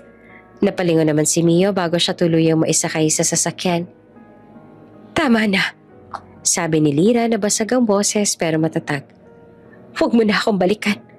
Sobrang sakit na. Nanatiling nakatingin si Mio habang unti-unting sumasara ang pinto ng SUV. Sa sandaling iyon, Parang huminto ang mundo. Ang ilaw mula sa loob ng sasakyan ay unti-unting nawala. Umalis ang SUV. Naiwan si Lyra sa ulan. Yakap ang sarili. Hindi na siya umiyak ng malakas. Tahimik lang. Tanging mga luha at patak ng ulan ang magkasabay na bumabagsak sa lupa. Sa loob ng sasakyan, si Mio ay nakatingin sa labas ng bintana. Wala siyang ibang nakikita kundi ang kubo, ang palayan at si Lyra. Ang babaeng tinuruan siyang maging totoo, pero kailangan niyang iwan. At bago tuluyang lumayo ang sasakyan, mahina niyang binulong. Patawarin mo ako, Lyra. Kung may paraan, babalik ako. At sa labas, sa kubong simpleng tahanan, si Lyra naman ay nakatitig lang sa dilim. Paulit-ulit na sinasabi sa isip, wala nang babalik. Ang ulan ay patuloy sa pagbagsak at ngayong gabi, pareho silang talo. Dahil sa laban ng puso tungkulin, walang nanalo. Ang naiwan lang ay sakit. Mabilis ang araw pero mabagal ang bawat tibok ng puso ni Lyra. Parang lahat ng ginagawa ng ibang tao wala siyang gana. Habang ang buong baryo ay abala sa pagtatanim at paghahanda para sa piyesta, siya ay nakaupo lamang sa gilid ng papag. Hawak ang panyo ni Mio na naiwan. Tahimik, walang luha. Ubos na siguro. Si Aling Teria, kapitbahay, kumatok. Lyra anak, may palabas sa tindahan ni Mang Cardo. Tungkol daw sa prinsipe na nawala. Napatingin siya pero hindi gumalaw. Halika na, kahit sandali lang. Pangungumbinsi pa ni Aling Teria. Sa wakas ay sumama siya, dalang kaba sa dibdib. Habang naglalakad naririnig niya ang mga bulungan ng mga tao sa daan. Si Lyra yun diba? Yung madalas kasama ng bagong dating-dati? Baka may alam siya tungkol dun sa prinsipe. Ngumiti lang siya ng pilit. Pero sa loob-loob niya, parang may tinutusok na karayom sa puso niya. Pagdating niya sa sari-sari store, siksikan ng mga tao. Nakatutok lahat sa maliit na TV na luma na pero malinaw pa rin ang kulay. May banderang ginto sa likod ng host. May palasyo sa likod. Live from the Royal Palace, sabi ng reporter. At sa sandaling iyon, huminto ang mundo ni Lyra. Lumabas sa screen si Prince Emilio. Suot ang gintong suit. Maayos ang buhok, mukha pa rin mabait. Pero wala na yung halakhak na alam niya. Sa tabi niya ay isang babae. Maganda, elegante. May suot na makintab na kwentas. Ang European Duchess. Your Highness, confirm na po bang engagement ninyo? Tanong ng reporter. Sandaling katahimikan. Kita sa TV ang paghinga ni Mio. Yung tingin niya, diretso sa kamera. Pero parang lumampas sa mga tao. Yes. Sagot niya sa mahinang boses. It's confirmed. Nang marinig iyon ay parang pinutol ang hininga ni Lyra. Napahawak siya sa dibdib niya. Hindi siya agad umiyak. Natulala lang. Parang lahat ng tunog sa paligid ay naglaho. Ang mga tao sa paligid tuwing-tuwa. Grabe, ang galing ng kwento nila. Bagay sila parang fairy tale. Yung babaeng yun, Duchess pala. Sosyal ano? May isa pang boses sa gilid. Mahina pero malinaw sa pandinig ni Lyra. Yung taga-bukid na madalas niyang kasama noon. Ano kaya nangyari? Sayang, hindi siya bagay sa prinsipe. Ngumiti si Lyra ng pilit. Bagay nga sila. Mahina niyang sabi, pero nanginginig ang boses. Tahimik siyang lumakad palayo, habang patuloy pa rin nagbubuni ang mga tao sa paligid. Bawat hakbang parang tinik sa lupa. Pagdating sa kubo, inabot niya ang pinto. Pero bago niya mabuksan, naramdaman niya ang bigat ng lahat. Parang nilamon ng katahimikan ang buong paligid. Pagpasok, umupo siya sa sahig. Nasa tabi pa rin ang mga gamit ni Mio. Ang lumang sombrero, ang mga larawang ipinanta nila sa dahon, at ang maliit na kahoy na may ukit ng pangalan nila, Lyra and Mio. Kinuha niya iyon. Hinaplos ang ukit. Mio, mahinang bulong niya. Hindi niya alam kung galit ba siya o malungkot lang. Ang alam niya lang, sobrang sakit. Hindi niya alam kung gaano siyang katagal doon, hanggang sa bumigay na rin ang luha niya. Hindi malakas, hindi parang teleserye. Yung tahimik na pag-iyak na halos walang tunog, pero ramdam mo ang bigat. Hindi ba ako sapat? Tanong niya sa sarili. Bakit parang laging ako yung nasasaktan? Lumipas ang ilang oras, dumilim na ang langit. Dumaan si Mang Cardo sa labas at sumilip. Lira, ayos ka lang ba riyan, iha? Ngumiti siya kahit basang luha ang pisngi. Ayos lang po ako, Mang Cardo. Marami lang ako iniisip. Alam mo anak, sabi na matanda. Minsan, kahit gaano nating kamahal ang tao, hindi natin siya hawak. Pero kung totoo man yung pagmamahal, kahit saan siya dalhin ng tadhana, may parte ka pa rin sa puso niya. Tumango si Lira pero hindi na sumagot. Nang makaalis ang matanda, huminga siya ng malalim. Nilapitan ng bintana. Sa malayo, kita ang bukid. Tahimik, may mga alitaptap sa damuhan at may malamig na hangin na dumadampi sa balat. Kung totoo nga ang sabi nila, Mio, mahinang sabi niya. Sana, kahit sa piling ng ibang mundo, maalala mo pa rin ako. At doon, sa gitna ng katahimikan, tinanggap ni Lira na minsan, kahit gaanong kaganda ang simula, hindi lahat ng kwento tinutuloy ng tadhana. Pero ang puso, kahit nasugatan, hindi pa rin marunong sumuko. Tahimik ang gabi. Ang mga kuliglig lang maririnig sa paligid habang si Lira ay nakaupo sa papag. Nag-aayos ang mga pinatuyong dahon na dati nilang ginagawang palamute sa kubo. Ilang araw na siyang ganito. Walang iniisip kundi kung saan siya nagkulang. Hanggang sa may marahang kumatok. 3 beses. Mabagal. Mahinahon. Akala niya kapitbahay lang. Pero pagdungaw niya sa bintana, halos mapatigil ang paghinga niya. Isang babaeng nakaputing bestida. May mahabang buhok at perla sa tenga. May aura ng dignidad. Mahinahon pero matatag. At sa sandaling iyon nakilala niya agad. Ang Reyna. Ang ina ni Emilio. Napaatras siya. Hindi niya alam kung luluhod ba siya o tatakbo. Pero bago pa siya makagalaw, nagsalita ang Reyna. Kalmado pero malambing. Hindi ako nandito bilang Reyna. Nandito ako bilang ina. Dahan-dahan siyang lumapit at pumasok sa kubo. Tahimik ang paligid. Ang apoy sa lampara, marahang sumasayaw sa pagitan nila. Upo po kayo. Alok ni Lira na nanginginig pa ang kamay. Ngumiti ang Reyna. Salamat, iha. Sandaling katahimikan. Ramdam ni Lira ang bigat ng bawat paghinga ng bisita. Alam kong mahal mo ang anak ko. Mahinang sabi ng Reyna. Kita ko sa mga mata mo. At higit sa lahat, nakita ko rin sa kanya. Napatungo si Lira. Ngunit, dagdag ng Reyna. May mga bagay sa mundo na hindi pwedeng piliin kahit ang puso. Bakit po? Dahil mahirap ako? Halos bulong ni Lira.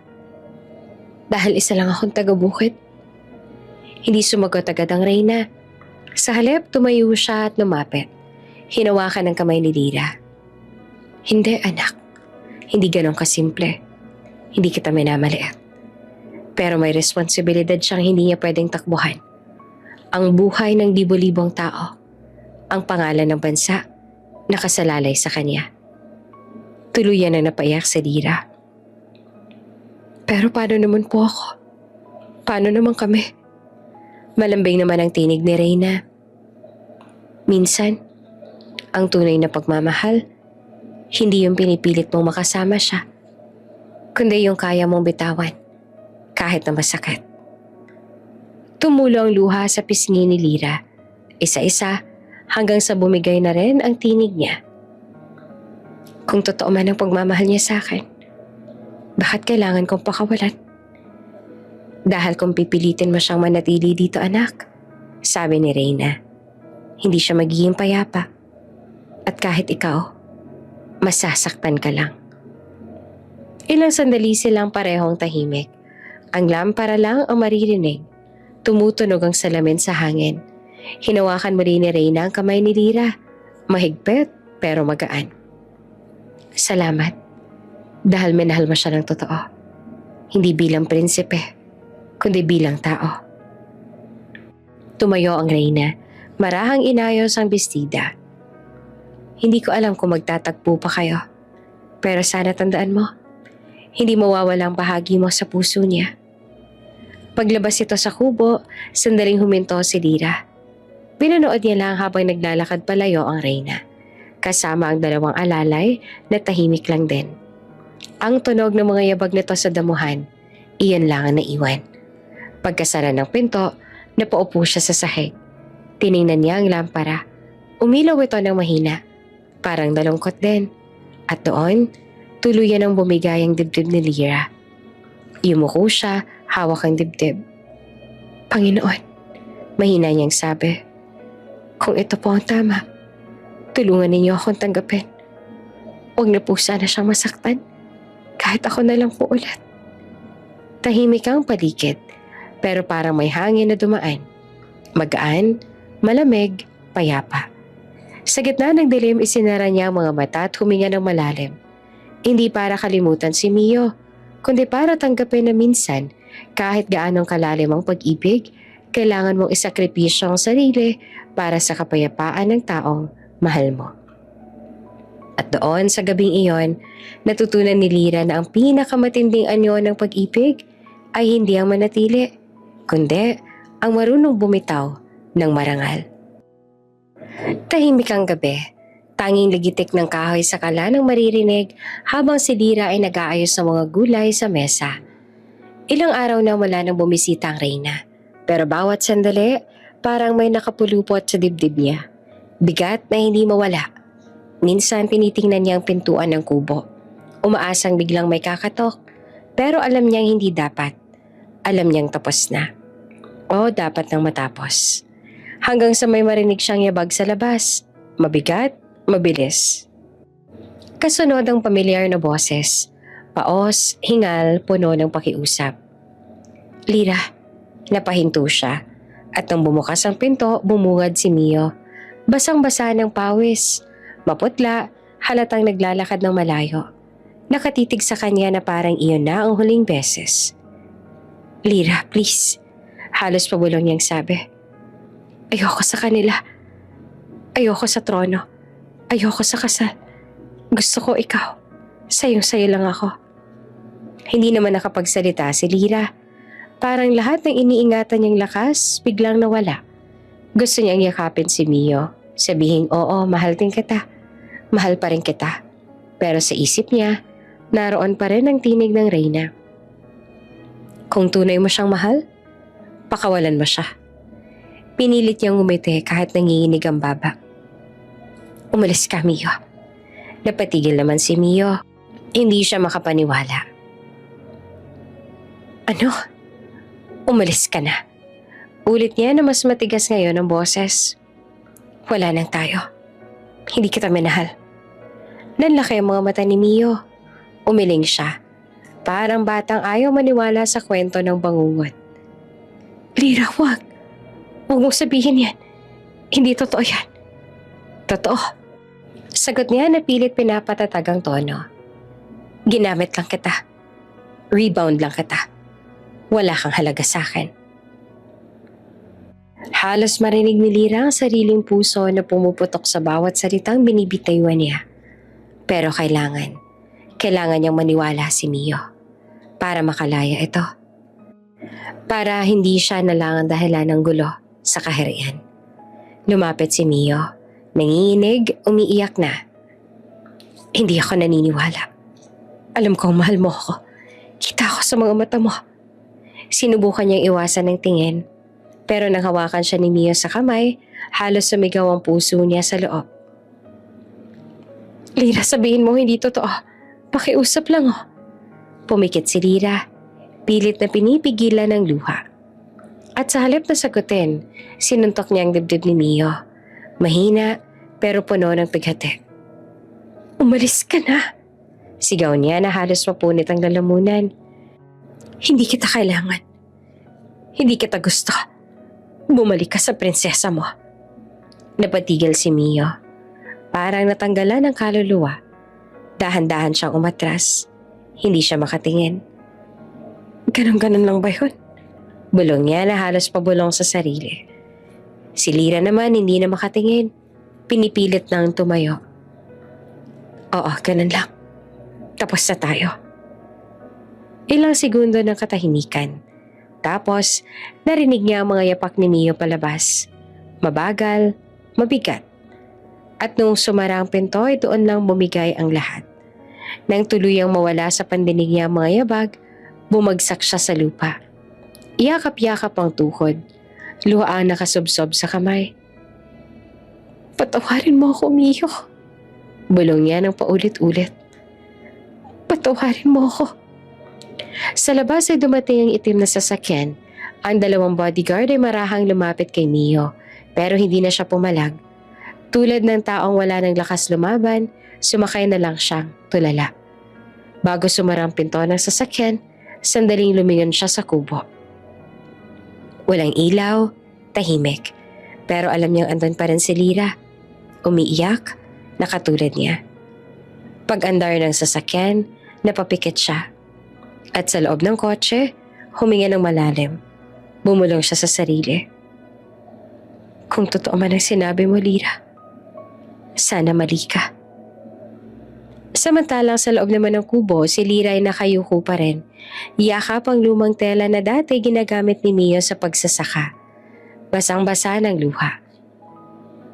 Hindi ako nagsinungaling. Bulong niya sa sarili. Mahal kita. Pero kailangan kong maging masama para maging malaya ka. At sa gabing iyon, dalawang pusong sabay na nabasag. Isa sa palasyo, isa sa bukid.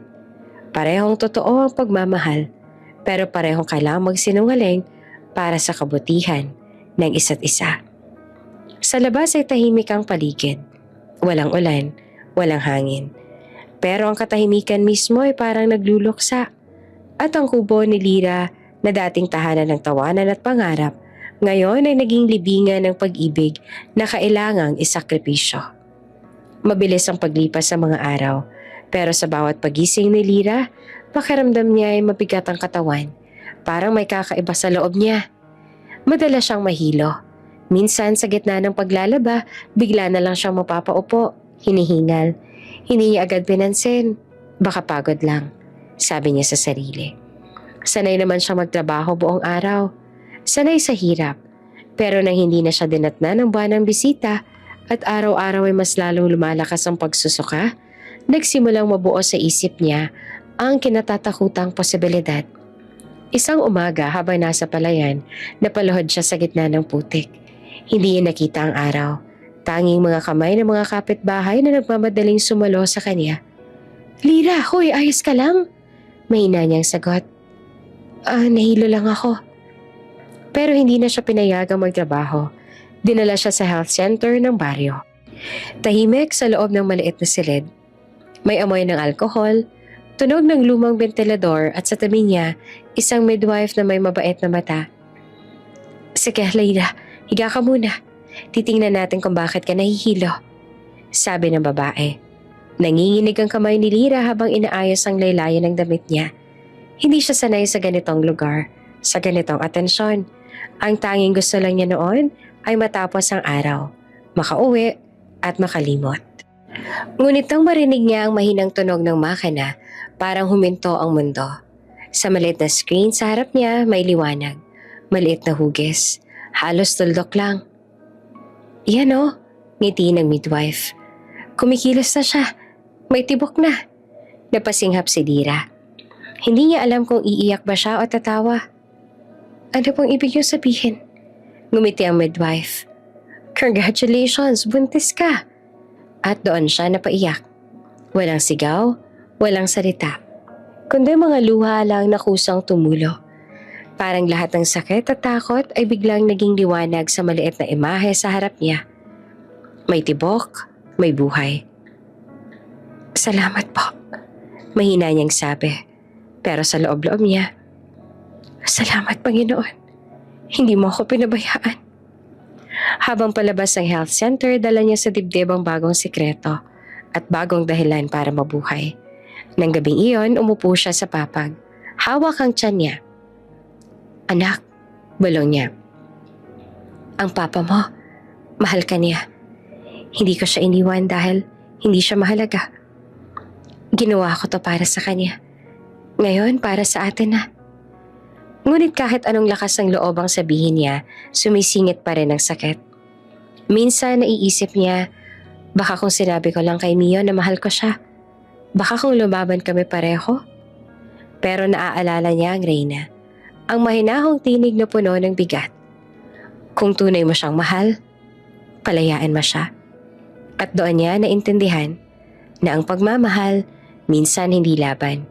Minsan ito yung tahimik na pag-urong para hindi madurog ang mundo ng mahal mo. Lumipas ang mga linggo, hindi na siya lumalabas ng bahay maliban na lang kung kailangan. Nagpaalam siya kay Aling Teresing na lilipat muna sa lumang kubo ng lola niya sa kabilang baryo. Gusto ko lang pong magpahinga. Palusot niya sabay ngiti. Hindi na siya naghintay ng mga tanong. Nadala lang niya ay ilang peraso ng damit, ilang kilo ng bigas at ang lumang laruan ni Mio na naiwan sa kubo. Maliit na kahoy na kabayo na siya pang gumawa noon. Sa bagong tirahan, tahimik lamang ang kasama niya. Sa gabi, naririnig niya ang mga kuliglig, ang hampas ng hangin sa mga dahon at ang tibok ng maliit na buhay sa loob niya. Minsan binubuksan niya ang bintana at tinitingnan ang langit. Baka tinitingnan din niya to. Mahina niyang sabi, sabay haplos sa tiyan. At sa bawat gabing ganon, hindi niya maiwasang umiyak. Hindi dahil sa takot, kundi dahil sa pag-asang kahit malayo, mararamdaman pa rin siya ni Mio. Dumating ang mga araw ng pagbubuntis na puno ng pagsubok. May umaga na halos hindi siya makatayo sa sakit ng likod. May gabi na umiiyak siya sa gutom dahil wala ng bigas. Pero kahit anong hirap, may kakaibang lakas na humahawak sa kanya. Ang tibok sa loob ng tiyan niya, ang paalala na may dahilan ang bawat pagdurusa. Anak, ikaw na lang ang lakas ko. Madalas siyang bulong habang nakayakap sa lumang kumot. Walang ibang maririnig kundi ang paghinga niya at ang mahinang pag-ikot ng hangin sa paligid. Minsan dumadaan ang mga batang kapitbahay, naglalaro, nagtatawanan. Napapatingin siya mula sa bintana. May ngiti sa labi pero may luha sa mata. Balang araw, sabi niya, maglalaro ka rin dyan. Pero sana anak, sa mundong walang masyadong sakit. At kapag tumitindi ang pagnanasa niya magsulat o tumawag, pinipigilan niya ang sarili. Walang sulat, walang text, walang tawag. Hindi dahil hindi niya kaya magsabi, kundi dahil alam niya kung babalik siya, mauulit lang ang luha. Kaya araw-araw pinipili niyang manahimik. Tahimik na nagmamahal, tahimik na nagsasakripisyo. Sa huling sandali ng bawat gabi, hinahaplos niya ang tiyan niya at bulong niya lagi. Hindi ako nagkamali, anak. Hindi ako nagkamali sa pag-ibig. Kahit ang ending namin ng papa mo, hindi masaya. At sa pagitan ng dilim at katahimikan, tanging pag-asa lang ang natira. Ang pag-asang isang araw, makikita rin ng anak niya ang liwanag at malaman niyang minsan may isang inang tinanggap ang sakit para lang maipanganak siya ng may dangal kahit walang pangalan ng hari sa apelyido niya. Dumating ang araw ng royal wedding. Buong mundo'y nakatutok. Mga lente ng kamera, live coverage, trending hashtags. Sa labas ng palasyo, libo-libong tao ang nag-aabang sa fairy tale ending ng prinsipe. Ngunit sa loob ng katedral, malamig ang hangin. Si Prince Emilio ay nakatayo sa altar, suot ang puting uniforme. Mahigpit ang kapit sa singsing. Walang ngiti, walang sigla. Para siyang estatwang natatakpan ng ningning. Samantala sa kabilang dulo naman ng mundo, sa isang maliit na provincial clinic na amoy alkohol at gamot, nakaupo si Rira. Nakayuko, hawak ang papel ng ultrasound. Hindi pa niya alam kung anong mararamdaman. Takot, tuwa, o hiya. Ang tanging sigurado lang niya, may buhay sa loob niya. Lira, ikaw lang ba mag-isa sa check-up? Tanong ng doktor, may kakaibang halata sa tono. Opo, mahinang sagot niya naman. Tahimik lang siya nakatingin sa kawalan. Habang naririnig niya ang mahinang tunog ng tibok ng puso ng bata, parang may sumasabay naman na tibok sa dibdib niya. Mabilis, masakit, pero buhay. Sa kabilang eksena, nagsimula na maglakad ang bride sa altar. Mahabang belo, malaulap ang tela. Ang bawat takbang niya ay sinasabayan ng flash ng kamera at ng mga taong humahanga. Pero sa paningin ni Emilio, wala siyang nakikita kundi ang mukha ni Lira. Ang ngiti nito habang nagluluto sa kubo. Ang tawa tuwing nag-aaway sila sa simpleng bagay. Ang mga kamay nitong laging may amoy ng sabon at gulay. Lahat nakangiti, lahat umaasa. Pero ang prinsipe, tahimik lang. Samantala sa liblib na baryo sa Pilipinas, nakaupo naman si Lira sa harap ng maliit na mesa sa health center. Hawak niya ang lumang ultrasound photo. Luma na sa kakatingin, pero bago pa rin ang sakit. Anak, bulong niya. Huwag kang matakot. May papa ka. Kahit hindi ka namin kayang magkasama. Pinahid niya ang luha. Pilit ang ngiti. Balik sa palasyo, tumigil ang musika. Tumingin ang pari kay Emilio. Do you, Prince Emilio, take this woman? Tahimik, wala ni isang kumilos. Ang mga mata ng prinsipe nakatitig lang sa harap, pero tila may ibang tanaw. Sa kanyang isipan, boses ni Lira ang umaalingaw-ngaw. Kung mahal mo ko, bitawan mo. Lalong bumigat ang hangin. Ang bride ay napatingin sa kanya, naghihintay. Ang reyna, seryoso.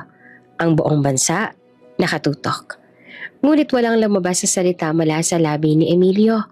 Tanging paghinga at isang luha na tumulo. Your Highness? Mahinang tanong ng pare. Ano hong sagot ninyo? At doon natigil ang mundo. Tahimik ang buong katedral. Walang maririnig kundi ang marahang tunog ng mga hakbang ng bride habang naglalakad sa aisle. Mahaba ang belo, kumikintab sa ilalim ng ilaw ng chandelier. Lahat ng mata ay nakatingin sa kanya. Lahat ng kamera naka-zoom in sa mukha ni Prince Emilio. Nakatayo siya sa altar. Suot ang royal uniform pero walang buhay ang mga mata. Para siyang rebulto. Matikas pero walang kaluluwa. Sa bawat yapak ng bride, palapit sa kanya, parang humahaba ang distansya sa pagitan nila. Ang bawat segundo, parang tinik na lalong lumulubog sa dibdib niya. Ang orkestra tumigil nang marating ng bride ang altar. Ang cardinal ay ngumiti. Binuksan ang aklat ng seremonya.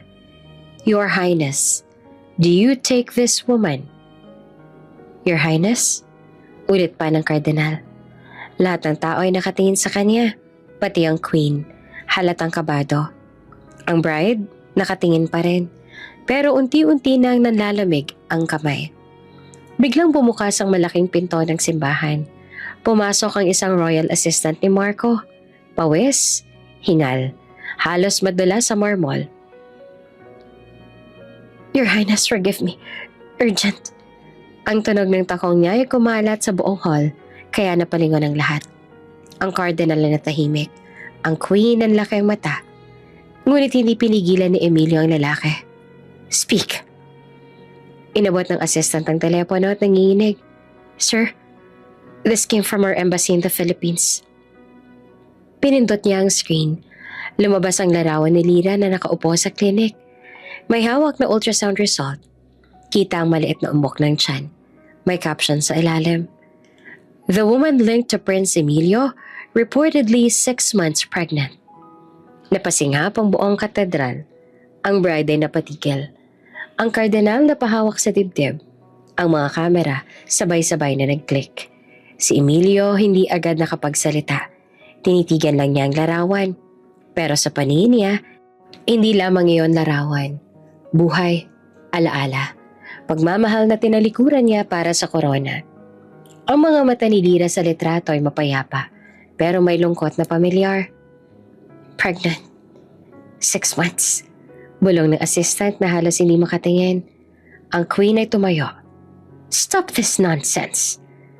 Pero bago pa niya mapigilan, tumulo na ang luha ni Emilio.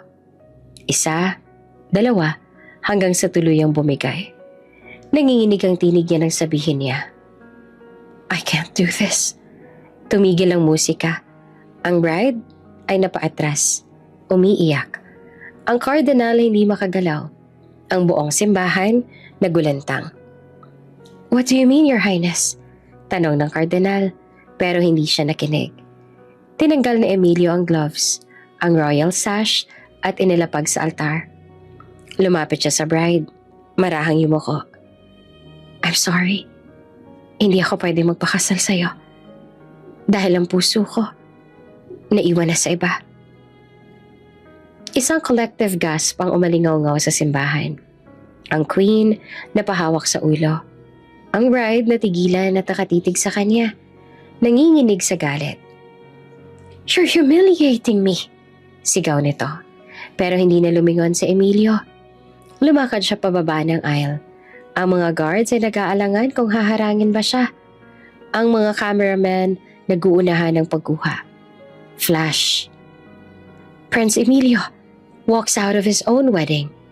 Breaking news. Royal ceremony interrupted by scandal from the Philippines. Pagkalabas niya ng simbahan, sumalubong ang malamig na hangin ng Europe. Sa mga hagdan ng cathedral, nakasunod ang mga cameraman. Sigawan ng mga tao, puting petals na nagkalat sa sahig.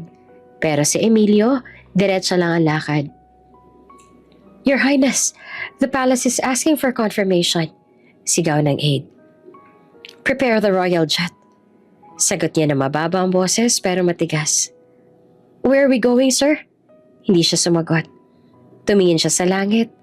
Parang sinusundan ng isang pangakong iniwan niya noon. Just get me out of here. Si Emilio nasa loob ng jet nakatingin sa bintana. Nakatikom ang kamao. Basang-basa ng luha ang mata. Sa tabi niya ay ang phone na may litrato ni Lyra at ng ultrasound. Tahimik siyang bulong. Hold on, Lyra. I'm coming home. At habang humihiwalay sa lupa ang eroplano, kumislap ang mga ilaw ng lungsod sa ibaba. Parang mga bituin nagbubukas ang bagong landas. Hindi pa tapos ang kanilang kwento. Pero sa sandali iyon, isang kaharian ang natigil at isang pag-ibig ang muling lumaban. Nag-alarma ang buong mundo. Sa loob ng ilang minuto matapos iwan ni Prince Emilio ang altar, nag-ulan na ng breaking news sa bawat network.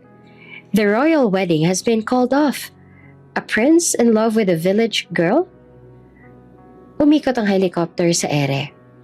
Media vans ay nagkarera papunta sa palasyo. Mga mamamahayag nag-uunahan ng headline. Sa royal courtyard, nagkakagulo ang mga gwardya.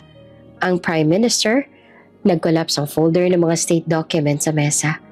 Ang Queen nahimatay sa harap ng mga advisors.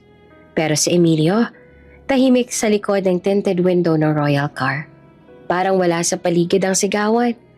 Ang flashing lights, ang galit ng buong kaharian.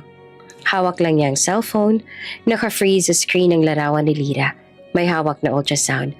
Paulit-ulit niyang hinahaplos ang mukha nito. Parang baka sakaling maramdaman siya ng babae sa kabilang dulo ng mundo. Hindi niya alam kung galit ba siya sa sarili o takot na huli na ang lahat. Ang tanging malinaw sa isip niya ay isang pangalan, Lyra. Your Highness, sabi ng pilot nang bumukas ang pinto ng sasakyan. Boarding? Tumango siya, pero mababa ang boses. Call off everything. Cancel every engagement. Every duty. Just fly. Hindi na siya prinsipe sa sandaling iyon. Isang lalaking desperado lang na makauwi. Samantala, libo-libong milya ang layo, tahimik ang baryo. Walang alam si Lyra sa kaguluhan sa mundo. Bitbit ang mumurahing gamot at isang supot ng tinapay, naglalakad siyang pauwi mula sa klinik. Sa bawat hakbang, hinahaplos niya ang tiyan. Baby, balong niya. May love song ako para sa'yo sa puso ko. Ngumiti siya, kahit may halong lungkot sa mga mata. Sa kanya, simple lamang ang lahat. May buhay na tumitibok sa loob niya. At iyon ang pinakamasayang lihim sa mundo. Hindi niya alam sa kabilang panig ng dagat, pinutol ng ama ng anak niya ang kadena ng kaharian para hanapin siya. Sa loob ng royal jet, binuksan ni Emilio ang maliit na kahon mula sa bulsa. Nandoon ang bracelet ni Lyra, yung gawa sa tela at maliit na butil na siya mismo ang tumulong itahinoon sa kubo. Nanginginig ang kamay niyang humawak dito. Hindi na ako prinsipe ngayon, mahina niyang sabi. Lalaki, nagkamali lang ako, pero babawi ako. Napatitig siya sa ulap sa labas ng pintana. Sa unang pagkakataon, walang bodyguard, walang press, walang protocol. Siya lang at ang hangin ng langit. Ang tunog ng makina ng eroplano ay humalo sa tibok ng puso niya. Hindi to travel para sa opisyal na misyon. Ito ang pag-uwi ng isang lalaking gustong maging ama, hindi hari. Sa bawat milyang nalalampasan ng eroplano, mas lumalakas ang loob niya. Pero kasabay noon, mas tumitindi ang kaba. Paano kung ayaw na siyang makita ni Lyra? Paano kung huli na ang lahat? Pinikit niya ang mga mata, hinigpitan ng kapit sa bracelet. Lyra, bulong niya halos isang dasal. Please, sintayin mo ako. Sa ibaba tulog pa ang mundo, pero sa himpapawid, isang prinsipe ang naglalakbay hindi para sa korona, kundi para sa pag-ibig. Hapon iyon na tila ginuhit ng alaala, mapusyaw ang langit, kulay gintong humahalo sa abo. Tahimik ang paligid.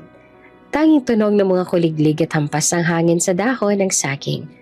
Sa labas ng kubo, si Lyra ay nakaupo sa bangkito, naglalaban ng mga lampin. Basa ang kamay, pero may ngiti sa labi. Sa tabi niya nakasabit sa kawayan ang maliit na baby dress na siya mismo ang nagtahe kagabi. Para sa'yo to, anak. Bulong niya at hinaplos ang umbok ng tiyan. Hindi man tayo mayaman, pero may pagmamahal kang hindi mo kailangang hingin. Tahimik siyang tumingin sa kalangitan. Parang may gustong itanong sa Diyos, pero wala nang lakas para magsalita. Sa loob ng mga buwang iyon, tinanggap niya ang baka hanggang panaginip na lang si Emilio, na baka hanggang ton lang talaga ang kwento nila. Isang simpleng babaeng minahal ng prinsipe, pero pinili ang realidad. Hanggang sa marinig niya ang tunog. Hindi trapal ng tricycle, hindi ingay ng palengke, kundi ugong ng makina. 3 itim ni SUVs ang dahan-dahang pumasok sa makipot na daan ng baryo. Nagtakbuhan ng mga bata. Nagtaka ang mga kapitbahay. Uy, mga taga Maynila yata yan ah. Bulungan ng mga tao. Si Lyra ay napatigil. Ang sabon na nasa kamay nahulog sa palanggana. Parang tumigil ang hangin sa paligid. Bumukas ang pinto ng unang SUV. At mula doon, bumaba ang lalaking matagal niya ng pilit kinakalimutan. Emilio, hindi sa royal uniform, hindi sa ginto. Nakasimpleng polo, may bahid ng pagod at alikabok ng biyahe. Pero ang mga mata, pareho pa rin. Mga matang tinitigan siya noong gabing unang nagmahal siya. Lyra, tawag niya na paos at nanginginig. Dali-daling lumapit kahit ang daan ay puro putik. Hindi niya ininda ang dumi o sulyap ng mga tao. Lyra, please. Hindi nakagalaw si Lyra. Ang mga kamay niya nanginginig. Ang puso niya ay parang gustong sumabog sa pagitan ng saya, takot at hindi pa tapos sa sakit. Bakit ka nandito? Halos bulong lang niya. Akala ko, kinasal ka na. Umiling si Emilio, halos mapahagulgol. Hindi ko tinuloy. Hindi ko kaya. Bago pa man ako makasagot sa altar, ikaw na agad ang nasa isip ko. Huminga siya ng malalim, lumuhod sa harap ng kubo. Lyra, patawarin mo ako. Dahan-dahan niyang hinawakan ng tiyan ng babae. Parang banal na bagay na natagpuan niyang muli. Hindi ko alam. Hindi ko alam na may dala kang parte ko. Napaluha si Lyra. Hindi mo naman dapat malaman. Sabi niya na ang boses ay pabulong pero puno ng bigat. Ayoko maging dahilan ka para talikuran mo ang mundo. Umiling si Emilio, nanginginig ang kamay. Ang mundo ko, wala nang saysay kung wala ka. Hindi ko kailangang maging hari. Ang gusto ko lang ay maging ama, maging asawa, maging totoo. Napalunok si Lyra, tinakpan ang labi. Paano kung pagsisihan mo? Hindi ako nagsisisi, Lyra. Ang pagsisisi ko lang ay ang pinakawalan kita noon. Tahimik silang nagkatitigan. Walang musika, walang ulan. Tanging hangin lang ang dumaan sa pagitan nila. Hangin na parang nagdadala ng mga salitang hindi na kailangang sabihin. Lumapit si Emilio, marahan. Hinawakan ang mukha ni Lyra. Pinunasan ng luha gamit ang daliri. Tama ka noon. Kailangan kong mapanindigan ang tungkulin ko. Pero ngayon, ito na ang tungkulin ko. Kayong dalawa. Nanginig ang labi ni Lyra. Hindi mo kailangang pumili sa pagitan ng trono at sa amin. Ngumiti naman si Emilio. Bahagyang tumaas ang kilay. May halong lambing. Pinili ko na. Dito ako. Sa atin. Mula sa bulsa niya, inilabas niya ang isang maliit na bagay. Isang singsing na gawa sa pinatuyong tangkay ng palay. Pinitas niya yon sa palayan sa likod ng kubo habang naglalakad papunta sa kanya kanina. Hindi to ginto. Sabi niya na nangingiti habang nanginginig. Pero ito ang pangako ko. Hindi bilang prinsipe, kundi bilang lalaking marunong ng tumupad. Tiningnan siya ni Lyra, naguguluhan at natutunaw ng sabay. Kung wala na tayong palasyo, may langit naman tayo. At doon bumigay na ang lahat ng pinigil. Si Lyra ay humagulgol. Niyakap siya ng mahigpit. Halos hindi makahinga. Sa unang pagkakataon, matapos ang lahat ng sakit, umiyak siya at hindi dahil sa lungkot, kundi dahil sa pag-asa. Babalik ba tayo sa dati? Bulong ni Lyra. Si Emilio ay ngumiti. Inilapat ang noo sa noo niya. Hindi. Mas maganda ngayon. Kasi wala nang lihim. Wala nang takas. Lumapit naman ang mga kapitbahay. Tahimik lang at nakangiti. Wala silang sigaw o ingay. Tanging pagkamangha. Doon sa gitna ng putik, nakita nila kung paanong yumuko ang isang dating prinsipe at kung paanong isang babaeng taga-bukid ang naging reyna ng puso niya. Sa tabi nila may batang naglalaro sa putik. Tumawa. Tumingin si Emilia sa tiyan ni Lyra at sinabing mahina.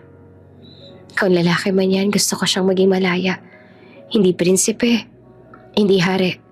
Tao lang. Marunong magmahal, tulad ng nanay niya. Ngumiti naman si Lyra, pinahid ang luha. Hinawakan ng kamay ni Emilio. Salamat kasi bumalik ka. Kasi pinili mo kami. Hindi ako bumalik, Lyra. Sagot niya. Kailanman hindi na ako umalis. Tahimik silang nagyakap. Habang sa malayo, ang araw ay dahan-dahang lumulubog sa mga bundok. Ang langit hindi na abo. Naging ginto, kulay pag-asa. At sa gitna ng palayan, kung saan dati puro luha at lungkot, tumubo ang bagong simula. Walang musika, walang ingrandeng kasal, walang korona. Pero sa sandaling iyon, sapat na ang dalawang taong nagmahal at piniling isa't isa sa dulo ng lahat. Sa harap ng kubo, habang yakap ni Emilio si Lyra, bulong niya sa tiyan nito. Anak, andito na si Papa. Ngumiti naman si Lyra, tumingin sa langit at mahina niyang sinabi. Salamat, Panginoon. Kasi minsan, binabalik mo pa rin sa atin ang mga taong para talaga sa atin. At habang bumubuo ng pangarap sa gitna ng bukid, tumigil ang mundo. Hindi dahil sa luha, kundi sa wakas, dahil sa pag-ibig na natutong manatili. Bago ka pa lang sa channel neto, ibang kwento ni Ate Jane, istorya mo, ikwento ko. Huwag kalimutang pindutin ang notification bell at subscribe button.